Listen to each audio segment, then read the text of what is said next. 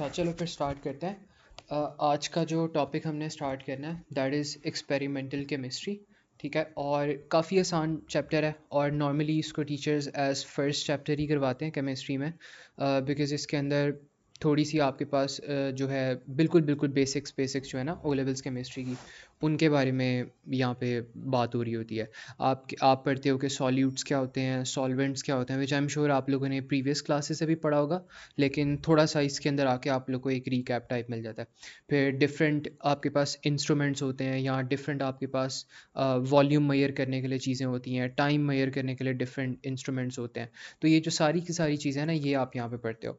तो चैप्टर का नाम भी एक्सपेरिमेंटल केमिस्ट्री है। तो इसके अंदर सारी आपने वो वाली चीज़ें पढ़नी है जो केमिस्ट्री के एक्सपेरिमेंट से रिलेटेड है। अगर आपने कोई भी एक्सपेरिमेंट कंडक्ट करना हो साइंस का, केमिस्ट्री का, तो आप कौन से इंस्ट्रूमेंट्स यूज़ करते हो, कौन से ऑपरेटर्स यूज़ करते हो, कैसे आप वो चीज़ करोगे। तो ये सारी जो छोटी छोटी चीज़ें हैं ना, ये हमने यहाँ पे देखनी है। तो इतना खैर वैसे इस चैप्टर की इतनी वेटेज नहीं है सच, लाइक इतना आपके ओ लेवल्स एग्ज़ाम के अंदर ये इतना टेस्ट नहीं होता, ठीक है, like as compare to other chapters like chemical bonding, periodic table, electrolysis और ऑर्गेनिक केमिस्ट्री। इतना ये टेस्ट नहीं होता, लेकिन still it sets up your base pretty well. तो आपकी केमिस्ट्री के अंदर बेस सेट करने के लिए अच्छे से ये बहुत इंपॉर्टेंट है। तो इसको हम देखते हैं कि इसके अंदर क्या करना है। अब इसके अंदर सबसे पहली जो चीज़ हमने यहाँ पे डिस्कस करनी है ना, वो आपके पास है मेजरमेंट्स। अब जब भी आपने कोई भी एक्सपेरिमेंट कंडक्ट करना है केमिस्ट्री का, तो ऑब्वियसली बात है you will have to measure lots of things. ठीक है, कोई भी एक्सपेरिमेंट कंडक्ट करना हो तो हो सकता है आपको टाइम मेजर करना हो कि एक एक्सपेरिमेंट करने में आपको कितना टाइम लगता है। तो टाइम हम कैसे मेजर करेंगे? टाइम हम स्टॉप वॉच से मेजर कर सकते हैं, ठीक है। और हमारे पास क्या चीज़ हो सकती है, डिजिटल क्लॉक हो सकती है, और स्टॉप वॉच की भी आपके पास एग्जांपल्स आ जाती हैं। एनालॉग क्लॉक हो सकती है आपके पास, ठीक है, डिजिटल हो सकती है आपके पास। तो इस तरह करके आप मेजरमेंट्स करते हो। फिर अगर आपने मैथ मेजर करना हो तो आप क्या करते हो? आप बीम बैलेंस यूज़ कर सकते हो, स्प्रिंग बैलेंस यूज़ कर सकते हो, इलेक्ट्रॉनिक बैलेंस यूज़ कर सकते हो। तो इस तरह की चीज़ें होंगी। फिर वॉल्यूम किस तरह मेजर करना है, तो ये सारी जो चीज़ें हैं ना, ये हमने यहाँ पे पढ़ना है। तो सबसे पहले हम यहाँ पे देखेंगे कि अगर आपने एक एक्सपेरिमेंट के अंदर टाइम मेजर करना हो तो आप कैसे करोगे। तो यहाँ पर इस टॉपिक का हेडिंग भी है मेजरिंग टाइम, और दो इंस्ट्रूमेंट से आपने टाइम को मेजर करना है। एक जो इंस्ट्रूमेंट है आपके पास, वो हो जाएगा, आप कह लो, एनालॉग क्लॉक। अब एनालॉग क्लॉक कैसी होती है मैं आपको दिखाता हूँ। एनालॉग क्लॉक जो होती है ना, वो आपके पास थोड़ी सी ओल्ड ओल्ड ओल्ड जो क्लॉक्स होती हैं ना, वैसी होती हैं, जिनके अंदर आपके पास इस तरह के लेटर्स लिखे होते हैं, नंबर्स करके, 12, एंड देन यहाँ पे 6, एंड देन यहाँ पे 3 आ रहा है, और यहाँ पे 9 आ रहा है, और यहाँ पे एक इस तरह करके नीडल होती है, एक इस तरह करके नीडल होती है। तो ये जो क्लॉक है ना, ये एनालॉग क्लॉक है, जो आपके प्रॉब्ली आपके घर में भी लगी होगी वॉल्स के ऊपर। तो इस तरह की जो पुराने ज़माने की क्लॉक होती है ना, उसको आप कहते हो एनालॉग क्लॉक। अब तो खैर लोग फ़ैशन के लिए भी इसको पहनते हैं, बिकॉज ओल्ड मनी है, ठीक है। तो analogue clock is use to measure time, और एनालॉग के बाद आपके पास आती है एक और clock which is your digital clock. तो डिजिटल क्लॉक में आपके पास स्मार्ट वॉचेस वगैरह आ जाती हैं, ठीक है, उसके ऊपर नंबर्स में जो टाइम लिखा होता है ना, वो डिजिटल क्लॉक होता है। तो सबसे कॉमन एग्जांपल इसकी एक है स्मार्ट वॉच। उसमें आप कह लो कि आपके पास इस तरह करके एक वॉच है, और इस वॉच के ऊपर आपके पास यहाँ पे टाइम लिखा हुआ है 0500 करके। तो इस तरह करके आपके पास जो होता है ये स्मार्ट वॉच है, ठीक है। तो नंबर फॉर्म में जो टाइम लिखा हुआ रहता है वो स्मार्ट वॉच होता है। तो ये इस तरह करके ना आप अपना टाइम मेजर करते हो। तो खैर ये तो बेसिक बेसिक बातें हैं, ठीक है। आई एम श्योर यहाँ तक सबको समझ आ गई होगी। किसी को नहीं समझ आई तो मुझे बता दो अगर डिफरेंस ना समझ आया। अच्छा, इसके बाद हमारे पास आता है यहाँ पे कि आपने अगर मैथ्स को मेजर करना है, तो आप मैथ्स को फिर कैसे मेजर करोगे। तो इसको भी मेजर करने के आपके पास काफ़ी तरीके होते हैं, ठीक है। तो अब ये इंपॉर्टेंट है, ये थोड़ा सा measurement time I would say कि थोड़ा सा यूजलेस ही था, ये हमने वैसे ही देखा है। लेकिन मैथ्स मेजर करने की जो अब मैं चीज़ें बताने लगा ना, ये आपके फिज़िक्स में भी काम आएगी, और आपके केमिस्ट्री में तो काम आनी है, फिज़िक्स में भी इट वुड हेल्प यू। तो सबसे पहली जो चीज़ आपके पास यहाँ पर आती है ना, वो आपके पास है beam balance. And I am sure आप लोगों ने बीम बैलेंस डेली लाइफ में देखा होगा। Beam balance, I think Urdu में इसको आप ना तराजू कहते हो। जो सेलर्स होते हैं ना, फ्रूट सेलर्स होते हैं जो कि वहाँ पे रोड साइड के ऊपर बैठे होते हैं। जब भी आप उनसे कोई फ्रूट लेने जाओ या कोई वेजिटेबल उनसे लेने जाओ तो वो क्या करते हैं, उन्होंने अपने पास एक बीम बैलेंस रखा होता है जिसको आप तराजू कहते हो उर्दू के अंदर। तो उर्दू भी, उर्दू का किसी का अगर पेपर रहता है तो उसके लिए भी ट्रांसलेशन में आपको हेल्प करेगा। तो ये बेसिकली आपके पास होता है। इस तरह करके आप ना इसकी शेप को कंसिडर कर लो। यहाँ पर आपके पास एक प्लेट आ रही है, ठीक है, और एक प्लेट आपके पास यहाँ पे आ रही है। तो वो शॉप सेलर क्या करता है, वो यहाँ पे कुछ फ्रूट्स रखता है। लेट्स सपोज यहाँ पे उसने कोई ऑरेंजेस रख दिए आपके, ठीक है, और यहाँ पे वो ऑरेंज रखता है एक साइड पे, और दूसरी साइड पे वो क्या करता है, दूसरी साइड पे ना वो कुछ वेट्स रख देता है। यहाँ पे उसने 5 kg का वेट रख दिया और यहाँ पे उसने ऑरेंजेस रख दिया, और वो इन दोनों के मैसेस को कंपेयर करवा के ना आपका जो मैस होता है वो फाइंड करता है। अब पता है क्या होता है, जब हमारा अगर वो यहाँ पे 5 kg का वेट रखता है और जितने उसने यहाँ पे ऑरेंजेस रखे हैं वो इसके लेवल पे आ जाते हैं, तो इसका मतलब ऑरेंज का मैस कितना है, ऑरेंज का मैस है 5 kg। तो आप कंपेयर करवा रहे होते हो, ठीक है। तो इसी तरह अगर वो यहाँ पे 2 kg का वेट रख देता है और आपके जो ऑरेंजेस हैं वो इसके इक्वल हो जाएं, तो इसका मतलब है आपके जो ऑरेंजेस हैं वो भी 2 kg के हैं, ठीक है। लेकिन अगर ऑरेंजेस थोड़े से ऊपर जा रहे हैं और ये वेट नीचे आ रहा है तो इसका मतलब ऑरेंजेस ज़्यादा लाइट है और जो 2 kg है वो ज़्यादा हैवी है। लेकिन अगर बिल्कुल वो इक्वल आ जाए तो इसका मतलब है जो यहाँ पे उसने वेट रखा है ना, आपके फ्रूट्स भी इस वेट के इक्वल्स टू हैं, बिकॉज उनका जो लेवल है वो इक्वल हो गया है, ठीक है, वो एक जगह पे आ गए हैं। तो ये चीज़ होती है। तो सब समझ आ गया सबको बीम बैलेंस क्या होता है? किसी को कोई इसमें प्रॉब्लम हो या कोई मसला हो तो बताओ। कोई भी प्रॉब्लम हो तो हैंड रेस करके बता सकते हो आप लोग, ठीक है। अच्छा, ठीक है। तारीख समझ आ रही है बातें? कोई मसला हो? तारीख तारीख है नहीं क्लास में? चलो मैं देखता हूँ उसे। अच्छा चलो, ये चीज़ होगी हमारे पास। इसके बाद हमारे पास आती है बीम बैलेंस के बाद हमारे पास एक और चीज़ आती है, स्प्रिंग बैलेंस। स्प्रिंग बैलेंस ना आपके पास थोड़ा सा एक मॉडर्न तरीका होता है मैथ्स मेजर करने का, और इसको आप कह सकते हो एक काइंड ऑफ लाइक एक डिजिटल मेथड भी होता है। तो इसको देखते हैं। स्प्रिंग बैलेंस ना आपका प्राइमरीली ये मेजर क्या कर रहा होता है, ये आपका जो वेट होता है ना उसको मेजर कर रहा होता है। और नाम से पता लग रहा है स्प्रिंग है, तो स्प्रिंग बैलेंस के अंदर आपके पास एक स्प्रिंग लगा होता है।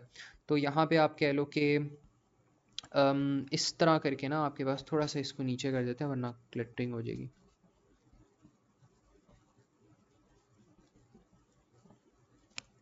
अच्छा, यहाँ पे आपके पास इस साइड पे एक आपके पास आ रहा है स्केल, आ रहा है यहाँ पे। इस तरह यहाँ पे ना स्केल की रीडिंग्स हैं, और यहाँ पे एक आपके पास स्प्रिंग आता है, और इस स्प्रिंग के ऊपर आपने कोई मैस अटैच कर दिया है। जिस मैस का आपने वेट निकालना है ना वो आपने यहाँ पे अटैच कर देना है। तो ये स्प्रिंग पता क्या करेगा, इस स्प्रिंग के ऊपर एक नीडल होती है जो कि फिर ना यहाँ पे पॉइंट कर रही होती है। जहाँ पर भी जितना भी आपका वेट होता है ना ये वहाँ पे पॉइंट कर देती है। तो ये स्प्रिंग बैलेंस होता है। आप क्या करते हो, यहाँ पे एक स्प्रिंग होता है, इस जिस भी चीज़ का आपने मैस मेजर करना है ना, आप उस मैस को आप इस स्प्रिंग के एंड पे आप हैंग करते हो, इस स्प्रिंग के एंड पे आप उसके मैस को लगा देते हो। तो जैसे ही आप उस मैस को इस स्प्रिंग के एंड पे लगाते हो तो ये जो ऊपर आपका स्केल बना हो ना इस तरह करके, इसके ऊपर रीडिंग शो होने लग जाती है। एक आपके पास नीडल टाइप चीज़ होती है जो कि ऊपर नीचे मूव करती है। जिस तरह आपका यहाँ पे ये क्लॉक वाली नीडल है ना, इस तरह ये भी ऊपर नीचे मूव करती है। तो अगर रीडिंग ज़्यादा है तो ये ऊपर मूव कर जाएगी, रीडिंग कम है तो ये नीचे आ जाएगी। तो स्प्रिंग बैलेंस इसलिए यूज़ होता है। ज़्यादातर ये वेट को मेजर करने के लिए यूज़ होता है। डायरेक्ट ये जिस चीज़ को मेजर करता है दैट्स आवर वेट। तो ये चीज़ होगी हमारे पास। इसके बाद हमारे पास यहाँ पर आता है इलेक्ट्रॉनिक बैलेंस आता है। इलेक्ट्रॉनिक बैलेंस आपके घरों में भी होता है, ठीक है, जिम में भी होता है इलेक्ट्रॉनिक बैलेंस, जो कि डायरेक्ट जिसके ऊपर आप खड़े हो और वो आपको आपकी वेट की वैल्यू दे देता है, ठीक है। तो यहाँ पे electronic balance is something like this. इस तरह करके एक मशीन होती है, आप लोगों के घरों में भी होगी प्रॉब्ली, और इसके ऊपर आपका जो वेट है ना वो डायरेक्ट आ जाता है। लेट्स सपोज 59 kg, ठीक है, 59 kg वेट आ रहा था, तो वो आपने इस तरह करके मेजर कर दिया। तो इस तरह करके ना हम यहाँ पे मैथ्स में ये करते हैं। ये जो तीन चीज़ें आपको पता होनी चाहिए बस, इनके अलावा एज सच इतनी ज़्यादा वो चीज़ें टेस्ट नहीं करता। अच्छा, अब इसके बाद आपके पास एक और चीज़ आती है वॉल्यूम के बारे में। वॉल्यूम को अगर मेजर करना हो तो आपने कैसे करना है वो भी हमने देखना है। ये अब इससे भी ज़्यादा इंपॉर्टेंट है, मैथ्स से भी ज़्यादा इंपॉर्टेंट है, बल्कि मैथ्स और वॉल्यूम दोनों ही इंपॉर्टेंट है। इन दोनों के बारे में ना कोई वो क्वेश्चन करेगा ही करेगा। 1-2 नंबर के आपके जो सवाल हैं एमसीक्यूज़ में, और आपका जो P2 है उसमें ये आना ही है। उस वो प्रॉब्ली आपको सवाल इस तरह करेगा, वो कहेगा कि बीम बैलेंस और स्प्रिंग बैलेंस में डिफरेंस बता दो, यहाँ किस सिनेरियो में आपने स्प्रिंग बैलेंस यूज़ करना है और किस सिनेरियो में आपने बीम बैलेंस यूज़ करना है। तो नॉर्मली वेट मेजर करने के लिए जिस तरह मैंने कहा था, आपने यूज़ करना होता है स्प्रिंग बैलेंस और इलेक्ट्रॉनिक बैलेंस। और जो आपका बीम बैलेंस है वो नॉर्मली किस लिए यूज़ हो रहा है, आपका वेट मेजर करने के लिए। तो ये चीज़ आपको पता होनी चाहिए। इसमें आप यहाँ पे लिख लो, it is use to measure mass, और ये प्राइमरीली वेट कर रहा होता है मेजर। और इसी तरह ये भी क्या करता है, ये भी वेट मेजर करता है, ठीक है। तो ये चीज़ होती है।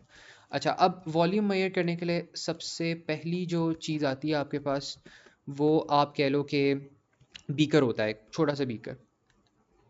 बीकर किस तरह का होता है मैं दिखाता हूँ।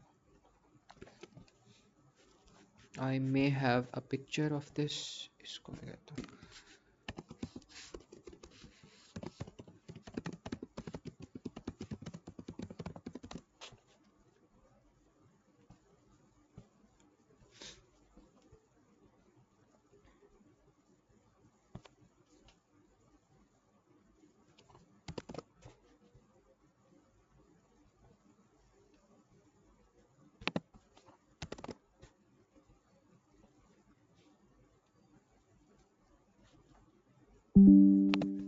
हाँ, ये आपके पास यहाँ पे डायग्राम आ रही है।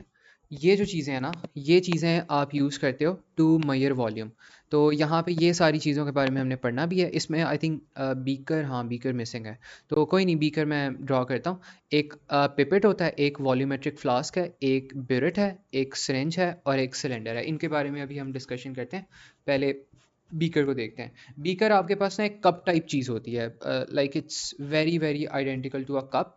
और यूज़ हम इसको किस लिए करते हैं, वॉल्यूम मेजर करने के लिए यूज़ करते हैं, ठीक है।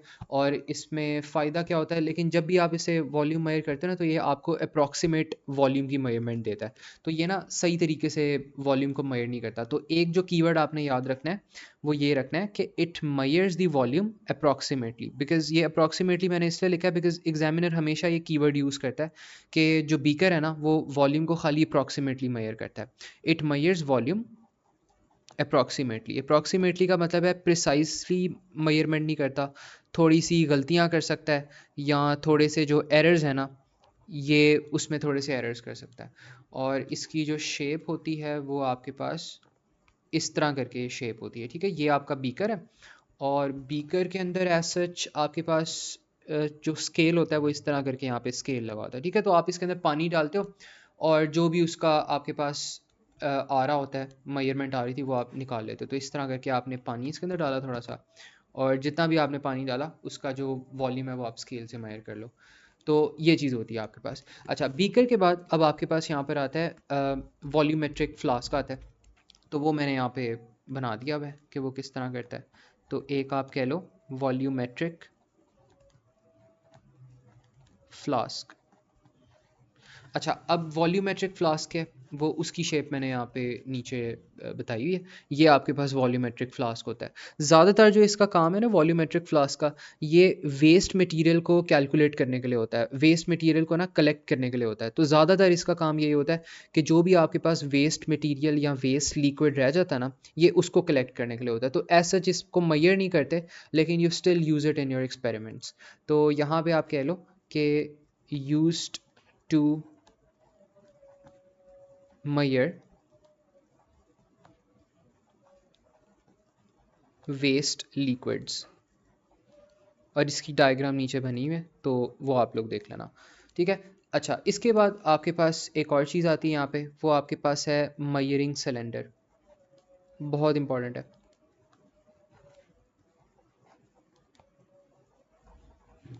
मयरिंग सिलेंडर क्या करता है, ये भी वॉल्यूम मेजर करता है, लेकिन ये ना वॉल्यूम को ज़्यादा बेहतर मेजर करता है as compare to a beaker. तो आप यहाँ पे कह दो मयर्स वॉल्यूम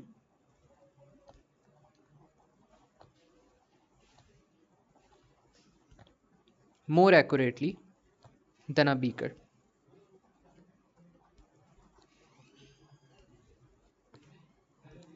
ठीक है, तो बीकर से थोड़ा सा ये जो है ना, ज़्यादा प्रेफर करते हैं साइंटिस्ट। अच्छा, ये हो गया हमारे पास मयरिंग सिलेंडर। इसके बाद मयरिंग सिलेंडर के बाद हमारे पास आता है एक ब्यूरेट आ जाता है। तो ब्यूरेट को भी देखते हैं। ब्यूरेट भी नीचे आपके पास बना हुआ है, आई थिंक मयरिंग सिलेंडर भी बना हुआ है यहाँ पे। हाँ, ये जो है ना, ये आपके पास एक मयरिंग सिलेंडर है। यहाँ पे ये जो चीज़ बनी है, दिस इज़ योर सिलेंडर, और ये जो है ये आपका ब्यूरेट है। अब ब्यूरेट क्या करता है, ब्यूरेट काफ़ी प्रिसाइज होता है, ठीक है। तो ये बहुत ना एक्यूरेटली वॉल्यूम को मेजर करता है। ब्यूरेट हो गया, पिपेट हो गया, these are like the very best. लेकिन इनमें ड्रॉबैक ये होता है कि थोड़ा थोड़ा वॉल्यूम मेजर करते हैं। तो ब्यूरेट के अंदर खैर ज़्यादा आ जाता है। तो यहाँ पे आप कह दो measures volume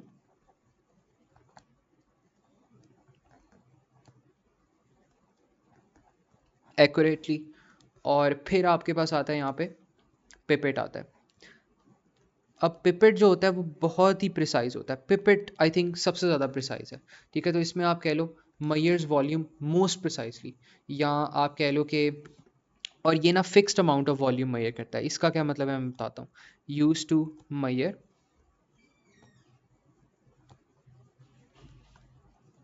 fixed amount of volume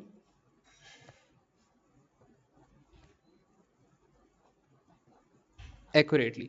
तो ये जो पिपेट होता है ना, पिपेट का कॉन्सेप्ट पता है क्या होता है, कि ये हमेशा फिक्स्ड वॉल्यूम मेजर करता है। अब फिक्स्ड वॉल्यूम से क्या मतलब है।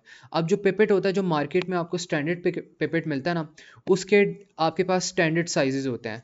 आपके पास एक पिपेट आपको मिल सकता है जिसके अंदर ना खाली आपके पास स्टोर हो सकता है 25 सेंटीमीटर क्यूब का वॉल्यूम, या एक आपको पिपेट मिल सकता है मार्केट में से जिसके अंदर सिर्फ और सिर्फ मैक्सिमम 50 सेंटीमीटर क्यूब का जो वॉल्यूम है ना वो स्टोर हो सकता है। तो इस पिपेट के अंदर ना आपको स्केल नहीं होता, तो आप वॉल्यूम को एज सच मेजर नहीं करते स्केल के जरिए, because there is no scale in pipette. आप बस क्या करते हो, आप एक पिपेट मार्केट से खरीदते हो और उस पिपेट के ऊपर लिखा होगा 25 सेंटीमीटर क्यूब। इसका क्या मतलब है, इसका मतलब है कि उस पिपेट के अंदर सिर्फ और सिर्फ ना 25 सेंटीमीटर वॉल्यूम स्टोर करने की मैक्सिमम कैपेसिटी है। तो पिपेट को आप पूरा भर देते हो। जब भी आप पिपेट यूज़ करते हो आप उसको पूरा भरते हो। और अगर आपने लेट्स सपोज अपने एक्सपेरिमेंट में आपने ना 25 सेंटीमीटर क्यूब एसिड यूज़ करना है, तो आप एक इतने ही लेवल का आप एक पिपेट लोगे और इसको आप पूरा का पूरा ना एसिड से भर दोगे। तो पूरा का पूरा जो आपका पिपेट है ना वो एसिड से भर जाएगा। और आपको पता है कि अगर पूरा पिपेट एसिड से भर गया तो उसके अंदर 25 सेंटीमीटर क्यूब एसिड ही होगा, बिकॉज आपने 25 सेंटीमीटर क्यूब लेबल वाला एसिड लिया है और उसके अंदर आपने पिपेट को पूरा भर दिया, तो it must have a fixed amount of volume जो कि 25 सेंटीमीटर क्यूब है, अगर आप इस लेवल का पिपेट लेकर आ रहे हो। तो इसी तरह यहाँ पे हमारे पास ये वाली जो चीज़ है ना, यहाँ पे अगर आप देखो तो ये आपके पास एक पिपेट है, ठीक है। तो ये वाला जो पिपेट होता है, ये चीज़ जो ग्रीन वाला यहाँ पे लिक्विड है ना, दिस इज़ योर पिपेट। और इसके अंदर आपके पास अगर आप मेजरमेंट्स भी देखो तो यहाँ पे आपके पास कोई भी मेजरमेंट नहीं है। तो लेट्स सपोज ये जो पिपेट था आपके पास, इसका लेबल था 25 सेंटीमीटर क्यूब। तो अब अगर इस पिपेट को आप पूरा का पूरा भर देते हो वाटर से या लिक्विड से, तो इसका मतलब है उसका फिर जो वॉल्यूम होगा वो 25 सेंटीमीटर क्यूब होगा पूरा, ठीक है। तो ये आपके पास पिपेट का यहाँ पे मतलब होता है। तो this is how it's done. तो ये मुझे बताओ, ये चीज़ सबको समझ आई है? इसमें किसी को कोई प्रॉब्लम हो या कोई मसला हो तो लेट मी नो। क्लियर है सबको, क्या नहीं?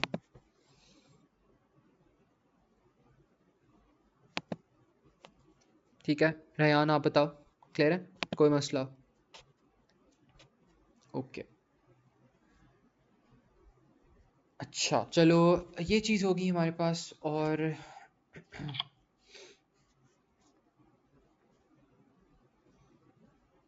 अच्छा, एक मिनट रुको।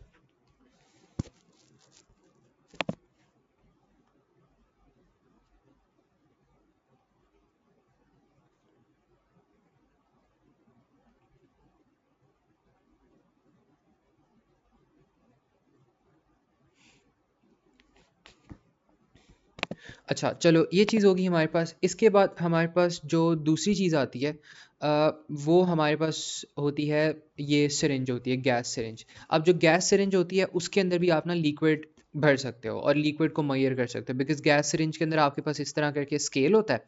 और अगर आप इसके अंदर वॉल्यूम को एक्सट्रैक्ट करो तो आप उसका वॉल्यूम भी ना मेजर कर सकते हो। ये gas syringe is like your जिस तरह आपने बचपन में अगर अभी भी इंक पेन यूज़ करते हो, शायद अभी भी गैस सिरिंज को यूज़ कर रहे हो, लेकिन जो गैस सिरिंज होता है वो इंक भरने के लिए होता है। तो आप थोड़ी सी इंक भरते हो और जैसे ही आपने इंक भरी, जितनी आपने इंक भर ली, आप उसको स्केल से, जो गैस सिरिंज का स्केल होता है, उससे आप मेजर भी कर सकते हो। तो ये एक आपके पास ना एक और मेथड है। तो यहाँ पर आप कह लो गैस सिरिंज, ठीक है। तो that's another way to do it. तो ये आपके पास सारी चीज़ें हैं जिनसे आपने अपना जो वॉल्यूम है ना वो आपने मेजर करना है। अच्छा, अब ना एक बड़ा इंपॉर्टेंट यहाँ पे कॉन्सेप्ट आता है। एक आपके पास कॉन्सेप्ट आता है, अ, अगर आपने वॉल्यूम मेजर करना होता है एक ब्यूरेट में से, तो आपने किस तरह मेजर करना है। तो एक ना पूरा उसके ऊपर एक्सपेरिमेंट है, एक एग्जाम्पल है, वो हम देखते हैं, क्योंकि इसको मेजर करते हैं ना आपको काफ़ी ख्याल रखना पड़ता है। मेजरिंग वॉल्यूम फ्रॉम अ बिरेट, ये आपके एटीवी में बहुत आता है। तो ये आपके पास होता है मेजरिंग वॉल्यूम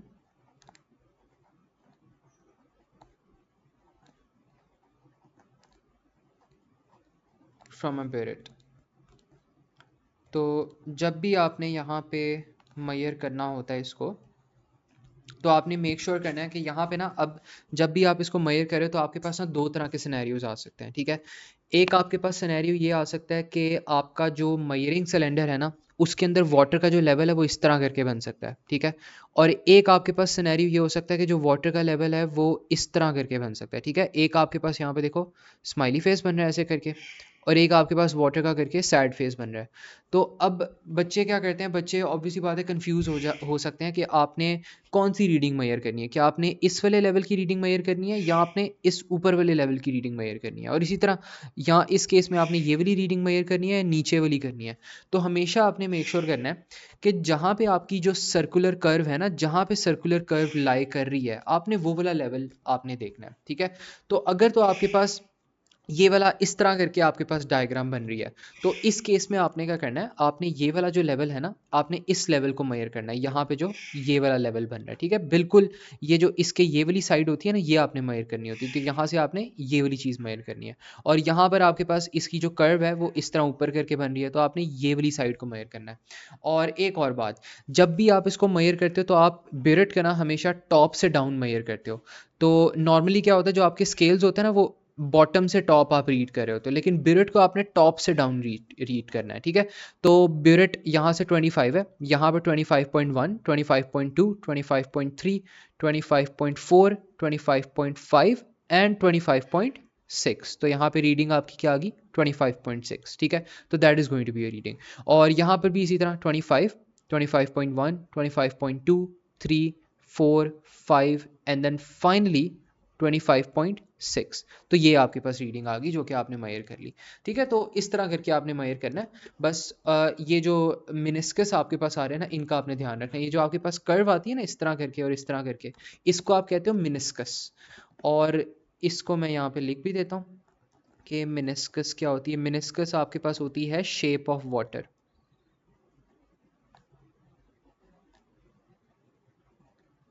तो यहाँ पर आप कह लो कि it is the shape of water. और दो तरह की आपके पास शेप होती है। एक आपके पास होती है कॉनकेव शेप। ये वाली जो शेप है ना आपके पास, ये आपके पास है कॉनकेव शेप। और जो ये वाली शेप है इसको आप कहोगे कॉन्वेक्स शेप। ये फिजिक्स का जो लेंस वाला चैप्टर है ना, उसमें भी आगे जाके आपने पढ़ना है, ठीक है। तो एक आपके पास हो गया कॉनकेव शेप स्माइली फेस, और एक हो गया कॉन्वेक्स शेप। और हमेशा always read burette readings from top to bottom.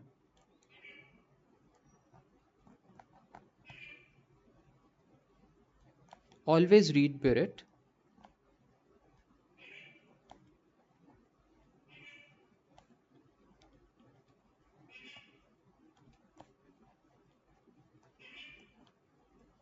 From top to bottom, ठीक है। तो ये बस आपके पास जो है ना, ये गोल्डन टेप है कि हमेशा जब भी आपने मेजर करना है तो you always have to measure it from top to bottom.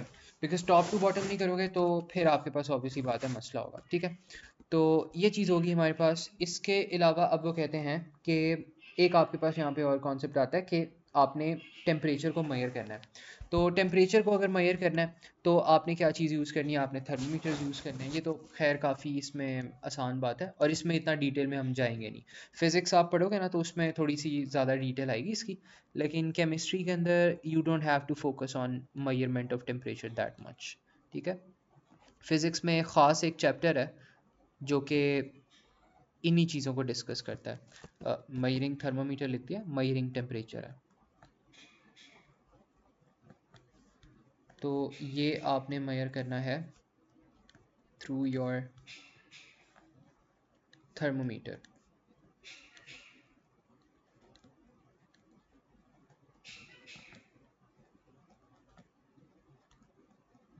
ठीक है, तो थर्मोमीटर से आपने ये चीज़ करनी है।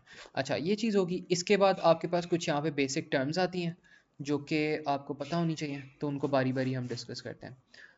तो यहाँ पर आपके पास कुछ बेसिक केमिस्ट्री की टर्म्स हैं जो कि आगे जाके बहुत यूज़ होनी है।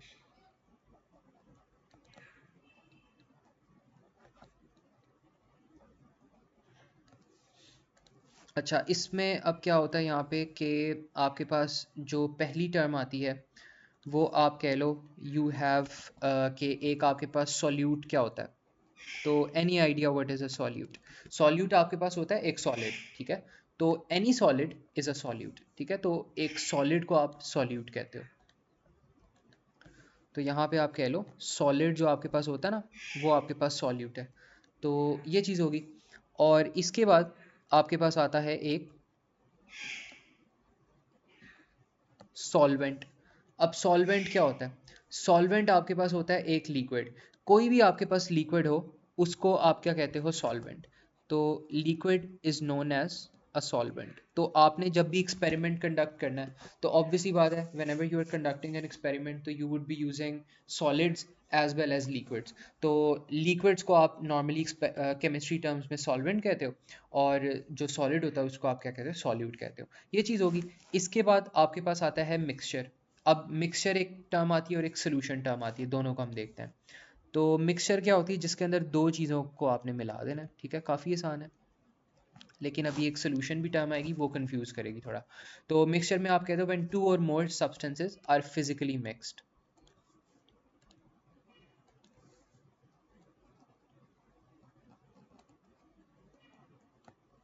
व्हेन टू और मोर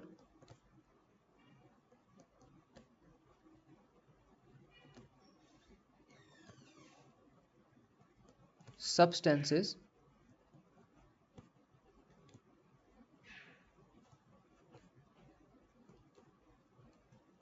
आर फिजिकली मिक्स्ड। तो ये हमारा हो गया मिक्सचर। और इसके बाद आपके पास आता है यहाँ पे सोल्यूशन। अब सोल्यूशन में क्या होता है कि आपके पास ना दो से ज़्यादा सब्सटेंस होते हैं इसके अंदर भी, लेकिन वो केमिकली मिक्स्ड होते हैं। या आप इसमें ये कह दो कि एक सोल्यूशन तब होता है जब आपके पास दो या दो से ज़्यादा सॉल्यूट्स हों जो कि डिज़ोल्व कर जाएं वाटर में। तो यहाँ पर आप कहो when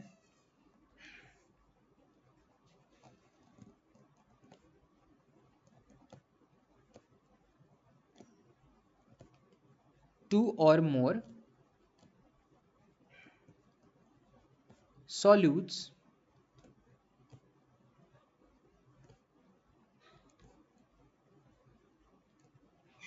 dissolve in water.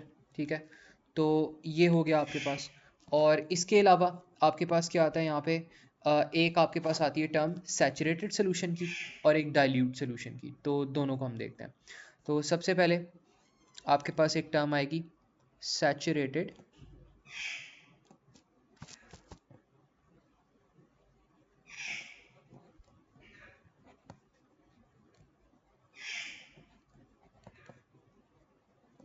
Saturated solution.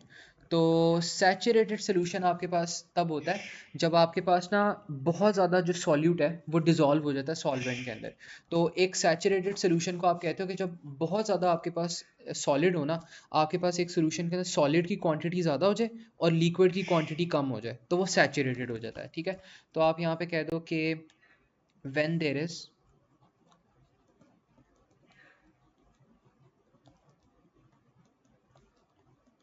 Is more solid, then a liquid in a solution.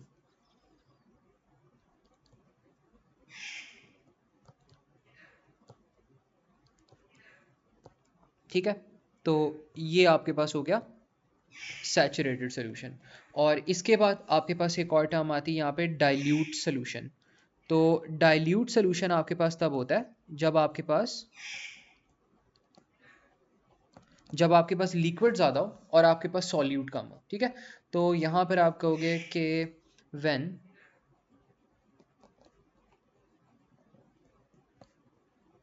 There is more liquid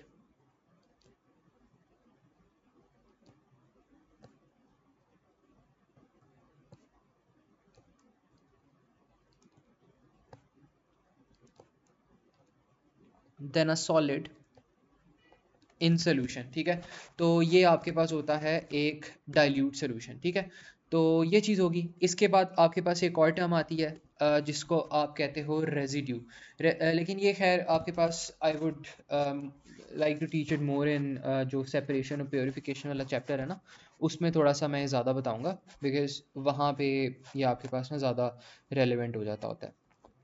तो ये चीज़ होती है। बाकी ये जो थी ना, ये आपके पास इसके अंदर बेसिक सी टर्म्स थी आपके पास एक्सपेरिमेंटल डिज़ाइन और केमिकल एनालिसिस में। इसके बाद आपके पास इसके अंदर जो टॉपिक आता है that is acid based titration. ठीक है, वो थोड़ा सा आपके पास डिफ़िकल्ट टॉपिक है। वो पूरा आपके पास एक्सपेरिमेंट है जो कि आप लोग लाइक जब ए लेवल्स वगैरह में जाओगे तब आप लोग ना उसको कंडक्ट कर रहे होगे और उसको देख रहे होगे।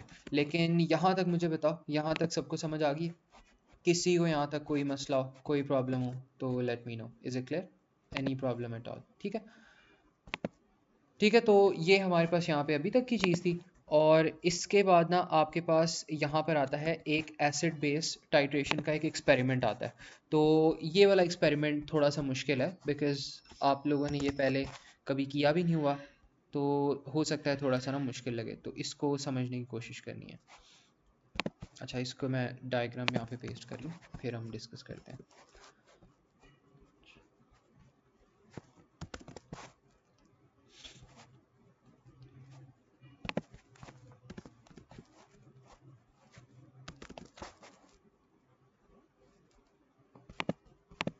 अच्छा, इसमें हमारे पास होता क्या है कि पहले मैं ना यहाँ पे आप लोगों को लॉजिक बताऊंगा इसकी, थोड़ा सा हम डायग्राम को समझ लेते हैं और उसके बाद ना हम देखते हैं कि क्या हो रहा है। अच्छा, अब जो एसिड बेस्ड टाइट्रेशंस होती हैं ना आपके पास, ये आपकी एक्सपेरिमेंटल केमिस्ट्री के काफ़ी फेमस एक्सपेरिमेंट्स है एसिड बेस्ड टाइट्रेशन। और इनका पर्पस क्या है, पहले मैं ना इनका पर्पस समझा देता हूँ। अब ये जो कंटेंट यहाँ पे सारा लिखा हुआ है ये बहुत ज़्यादा मुश्किल लगेगा शुरू शुरू में, और थोड़ा सा ना ऊपर से गुजरेगा, लेकिन इसके ऊपर फोकस करना है हमने कि है क्या। Titrations are a method of analysing the concentration of solution. तो एसिड बेस्ड टाइट्रेशन करती क्या है, इसमें आप एक एसिड लेते हो और आप एक बेस लेते हो। अब बेस आपके पास क्या होती है, बेस आपकी एल्कली होती है। ठीक है, बचपन में पढ़ा होगा एसिड क्या होता है, एल्कली क्या होती है। अगर ये भी नहीं पता कि एसिड और एल्कली क्या होती है, तो समझ लो कि एसिड एक टाइप ऑफ लिक्विड है और एल्कली या बेस आपके पास दूसरा टाइप ऑफ लिक्विड है। तो ये दो टाइप ऑफ चीज़ें होती हैं, एक होता है एसिड, एक होता है बेस। उनको मिला के आप टाइट्रेशन करते हो। और इससे हमें फ़ायदा क्या होता है, इससे हमें फ़ायदा ये होता है कि जो भी आपके पास इनको मिला के सोल्यूशन बनता है ना, उसकी क्या कॉन्सेंट्रेशन है, उसकी क्या कॉन्सेंट्रेशन है, उसकी क्या वॉल्यूम है, उसके अंदर मोल्स कितने हैं। तो ये सारी जो चीज़ें हैं ना, ये आप कैलकुलेट कर रहे होते हो। ठीक है, कि उसके अंदर कितने मोल्स हैं, उसकी कॉन्सेंट्रेशन क्या है, उसकी वॉल्यूम क्या है। कॉन्सेंट्रेशन होता है कि उसकी क्वांटिटी क्या है। ठीक है, तो ये चीज़ आप करने के लिए एसिड बेस्ड टाइट्रेशन करते हो, और एसिड बेस्ड टाइट्रेशन में एसिड और बेसिस दोनों को आप मिला देते हो। ठीक है, तो ये चीज़ होता है। अब यहाँ पे एक मेथड आता है आपके पास, describing how to carry out titration. तो सबसे पहले हम ना यहाँ पे डायग्राम देखते हैं। ये आपकी डायग्राम होती है। अब इसमें से क्या आप लोग आइडेंटिफाई कर सकते हो कि क्या क्या चीज़ें हैं। ये जो आपके पास ट्राइंगल टाइप यहाँ पे चीज़ बनी हुई है, ये आपके पास यहाँ पे है कॉनिकल फ्लास्क है। ठीक है, this is your conical flask, ये जो यहाँ पे मैंने बनाई भी हुई है। तो यहाँ पर आप कह दो कि ये आपकी ना कॉनिकल फ्लास्क है यहाँ पे। ठीक है, ये जो इस तरह करके बनी है, this is your conical flask. और ये जो आपका है, जो ऊपर स्टैंड के साथ लगा हुआ है, ये आपका बिरेट है। ठीक है, और ये जो है ये आपका पिपेट है यहाँ पे, ठीक है। इस पिपेट के अंदर कोई हमने वॉल्यूम रखवाया है, और ये जो है ये जो सेफ्टी पिपेट सेफ्टी फिलर है। और ये जो पिपेट का सेफ्टी फिलर होता है ये करता क्या है कि ये ना जब भी आप बेसिकली जब आप इसको पुश करते हो ना, तो जिस लिक्विड के ऊपर आपने पिपेट रखा होता है ये उस लिक्विड को पिपेट सक कर लेता है, मतलब पिपेट के अंदर वो वाला लिक्विड भरने लग जाता है।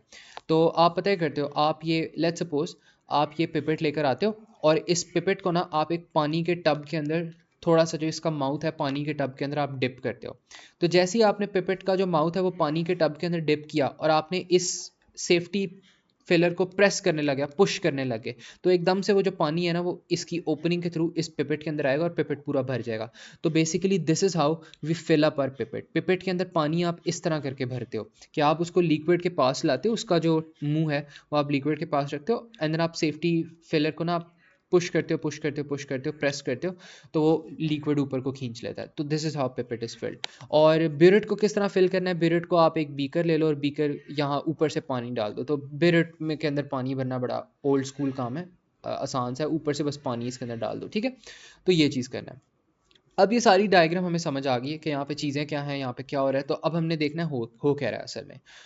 तो बेसिकली हम करते क्या है कि ब्यूरेट के अंदर हम एक एल्कली रख लेते हैं, बिकॉज हमने बात की थी कि एसिड बेस टाइट्रेशन है। बेस का जो दूसरा नाम होता है ना वो एल्कली होता है, तो यहाँ पे मैंने इसलिए एल्कली यूज़ किया। इसको चाहे आप बेस कह लो, कोई मसले वाली बात नहीं है, ठीक है।